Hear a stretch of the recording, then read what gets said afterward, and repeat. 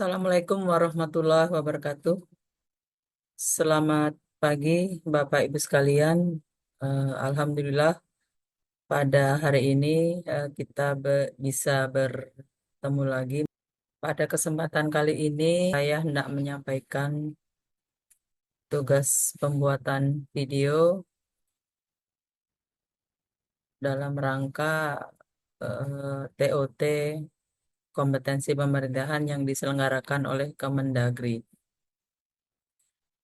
Tugas video kali ini saya mengambil kompetensi hubungan pemerintah pusat dengan daerah. Sebelumnya, perkenalkan saya, nama saya Untari. Saya merupakan Widya Iswara, ahli pertama BKP SDMD Kota Jambi. Yang akan saya sampaikan merupakan standar kompetensi menyusun program kegiatan kerjasama strategis. Standar kompetensi khususnya menginventarisasi kesiapan organisasi terkait kerjasama dengan kode 0.8411.019.01-1.1. Indikator keberhasilan menginventarisasi kesiapan organisasi terkait kerjasama. Metode yang akan digunakan ceramah, diskusi kelompok, paparan, tanya jawab, brainstorming, praktik. Adapun media yang akan digunakan, tayangan infocus atau videotron, lembar kerja, form identifikasi. Alokasi waktu sebanyak 4 JP. Jadi 1 JP sama dengan 45 menit. Bapak Ibu sekalian, Peraturan Menteri Dalam Negeri Republik Indonesia Nomor 108 Tahun 2017 tentang kompetensi pemerintahan.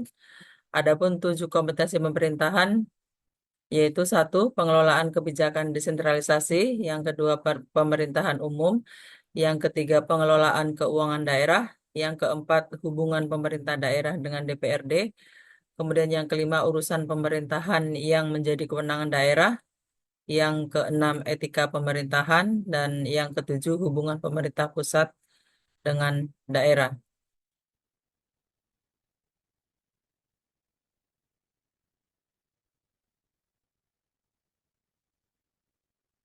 Untuk fungsi kunci hubungan pemerintah pusat dengan daerah, fungsi utama penetapan ruang lingkup perjanjian kerjasama kelembagaan.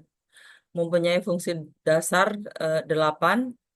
Yang pertama, melakukan pengembangan sistem pelaksanaan perjanjian kerjasama, kemudian merumuskan strategi hubungan kerjasama, kemudian membuat konsep peta keterkaitan kewenangan dan hubungan antar kelembagaan.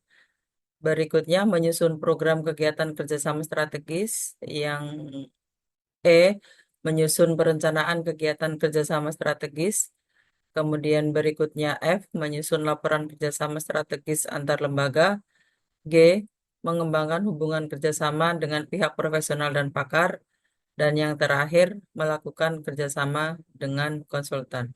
Untuk kali ini, saya akan fokus menyampaikan yang poin D, menyusun program kegiatan kerjasama strategis.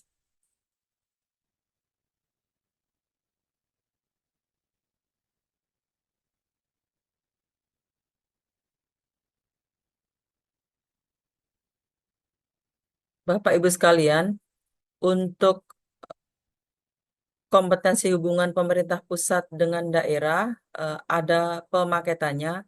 Jadi tidak semua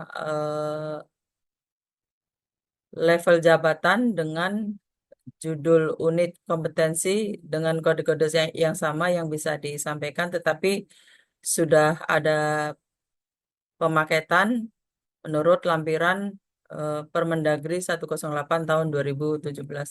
Adapun pemaketannya seperti yang tertera dalam layar, antara lain untuk judul unit melakukan pengembangan sistem pelaksanaan perjanjian kerjasama itu untuk jabatan Sekda, kemudian jabatan pimpinan tinggi media atau eselon 2, kemudian merumuskan strategi hubungan kerjasama itu untuk Sekda dan eselon 2, kemudian membuat konsep peta keterkaitan kewenangan dan hubungan antar kelembagaan itu untuk jabatan lurah dan camat, kemudian menyusun program kegiatan kerjasama strategis eselon 4 dan lurah, kemudian menyusun perencanaan kegiatan kerjasama strategis pelaksana lanjutan, berikutnya menyusun laporan kerjasama strategis antar lembaga pelaksana pemula, mengembangkan hubungan kerjasama dengan pihak profesional dan pakar, ini untuk jabatan pimpinan tinggi pratama atau eselon 2,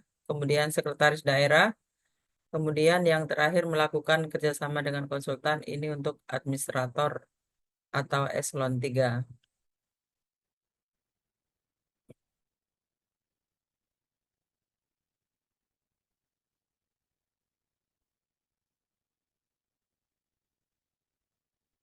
Untuk fokus kali ini, dengan kode unit seperti yang tertera, judul unit menyusun program kegiatan kerjasama strategis untuk pemaketan jabatan eselon 4 atau pengawas. Elemen yang pertama, menginventarisasi kesiapan organisasi terkait kerjasama. Ada 3 kriteria unjuk kerja. Yang pertama, program dalam rencana strategis SKPD yang terkait kerjasama antar lembaga diidentifikasi.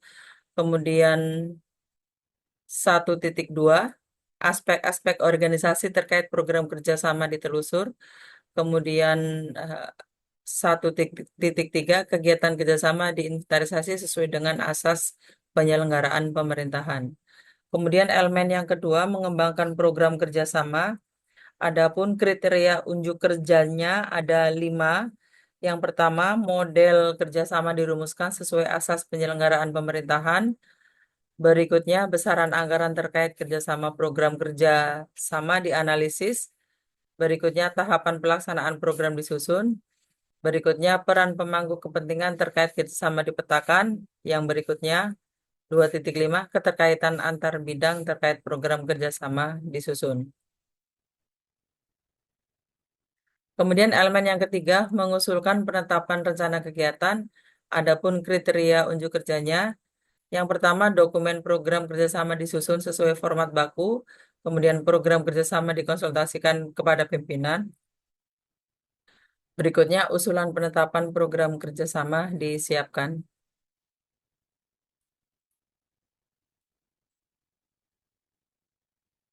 Berikutnya, terkait dengan menyusun program kerjasama strategis pemerintah daerah.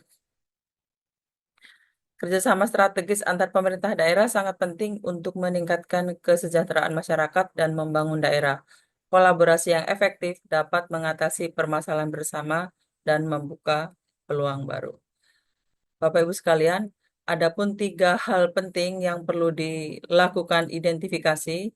Yang pertama adalah potensi ekonomi, kemudian yang kedua potensi infrastruktur, yang ketiga potensi sumber daya manusia. Untuk selanjutnya, menyusun tujuan dan manfaat kerjasama. Ada 4 poin yang perlu menjadi perhatian. Yang pertama, meningkatkan kesejahteraan masyarakat. Kemudian yang kedua, untuk mendorong pertumbuhan ekonomi. Berikutnya yang ketiga, meningkatkan kualitas pelayanan publik. Dan yang keempat, membangun sinergi dan koordinasi. Jadi yang perlu menjadi perhatian, tujuan dan manfaat kerjasama itu apa? Setidaknya ada 4 hal penting ini yang menjadi pokok perhatian. Tahapan berikutnya adalah menentukan ruang lingkup.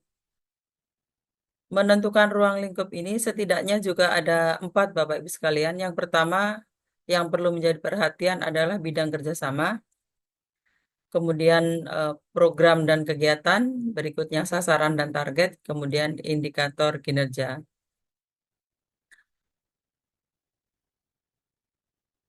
Berikutnya adalah mengembangkan rencana aksi kerjasama. Yang pertama, perumusan. Perumusan yang dimaksud di sini adalah merumuskan rencana aksi yang memuat langkah-langkah konkret dalam pelaksanaan kerjasama. Berikutnya adalah penganggaran, menentukan sumber dana dan mekanisme pengalokasian sumber daya yang dibutuhkan. Berikutnya adalah penjadwalan, menentukan timeline pelaksanaan kegiatan serta target pencapaian untuk setiap tahap. Berikutnya adalah pembagian tugas. Pembagian tugas dan tanggung jawab kepada setiap pihak yang terlibat dalam pelaksanaan kerjasama. Yang, dan yang terakhir adalah evaluasi dan monitoring. Menentukan metode dan mekanisme evaluasi serta monitoring kinerja kerjasama. Yang penting menjadi perhatian adalah mengalokasian mengalokasikan sumber daya yang dibutuhkan. Adapun sumber daya yang dibutuhkan mencakup tiga hal, yaitu sumber daya manusia, sumber daya keuangan, sumber daya material. Berikutnya adalah membangun komunikasi dan koordinasi yang efektif. Setidaknya tiga hal ini harus dilakukan. Yang pertama, pertemuan rutin. Pertemuan rutin yang dimaksud di sini adalah melakukan pertemuan rutin antar pihak terkait untuk membahas perkembangan kerjasama, kemudian lapor perkembangan, membuat laporan perkembangan pelaksanaan kerjasama secara berkala kepada pihak terkait, kemudian evaluasi dan monitoring, melakukan evaluasi dan monitoring secara berkala untuk memastikan efektivitas kerjasama. Evaluasi dan monitoring pelaksanaan kerjasama. Ada empat hal. Yang pertama, evaluasi kinerja, kemudian masukan dan saran, kemudian laporan evaluasi, kemudian ada penghargaan. Penghargaan di sini yang dimaksud adalah memberikan penghargaan kepada pihak yang berprestasi dalam pelaksanaan kerjasama.